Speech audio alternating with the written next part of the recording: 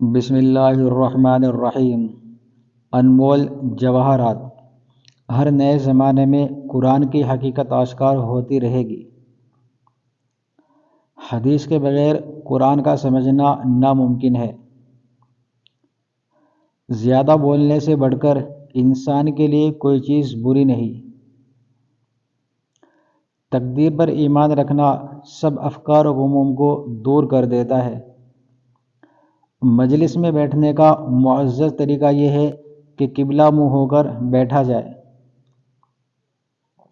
جب تم کو اپنے اچھے عمل سے مسرت یعنی خوشی اور برے کام سے رنج ہو تو تم مومن ہو۔ دنیا مومن کے لیے قید خانہ اور کافر کے لیے جنت ہے۔ رہو بھائیوں کی طرح اور معاملہ کرو اجنبیوں کی طرح۔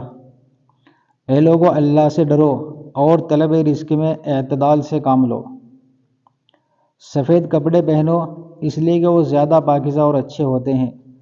آنکھ کی قدر نابینا سے اور آزادی کی قدر کسی غلام سے پوچھو۔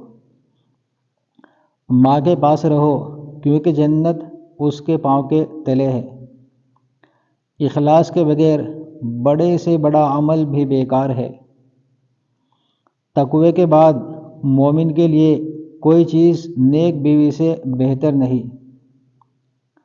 لوگوں کے ساتھ برا گمان کرنے سے بچو۔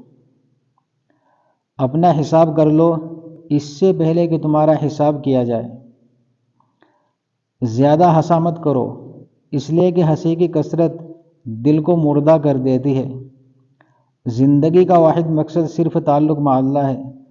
ایسی بات نہ کہو جس سے کل معذرت کی ضرورت ہو۔ اوندھا لیٹنا اللہ تعالیٰ کو ناپسند ہے۔ نماز اور صبر کے ساتھ اللہ تعالیٰ کی مدد مانگو۔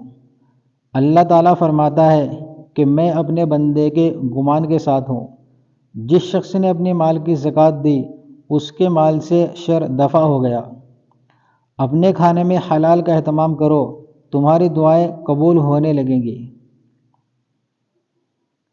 جو کام سب سے زیادہ سبب مغفرت ہوگا وہ کشادہ روئی اور شیریں زبان ہے۔ قرآن کا سب سے اہم ادب یہ ہے کہ اس پر عمل کیا جائے۔ کارخانہ قدرت میں فکر کرنا بھی عبادت ہے۔ زبان کو بند رکھنے، گھر میں ٹھہرنے اور گناہوں پر نادم ہونے میں نجات ہے۔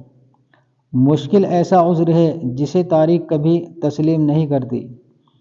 تمام صحابہ کرام رضی اللہ عنہم معیار حق ہیں اور ہمارے ایمان کا حصہ ہے۔ پاؤں پھسل جائے تو پھسلنے دو مگر زبان نہ پھسلنے دو۔ دوسروں کے مال کی طمع نہ کرنا بھی سخاوت ہے۔ انسان کا سب سے بڑا دشمن اس کا غصہ ہے۔ دنیا دار دنیا کے پیچھے دوڑ رہے ہیں اور دنیا اللہ والوں کے پیچھے دوڑ رہی ہے۔ سب سے بڑا خطاوار وہ ہے جو لوگوں کی خطائیں بیان کرتا پھرے۔ ویڈیو کو لائک اور چینل کو سبسکرائب کرنا نہ بھولیں۔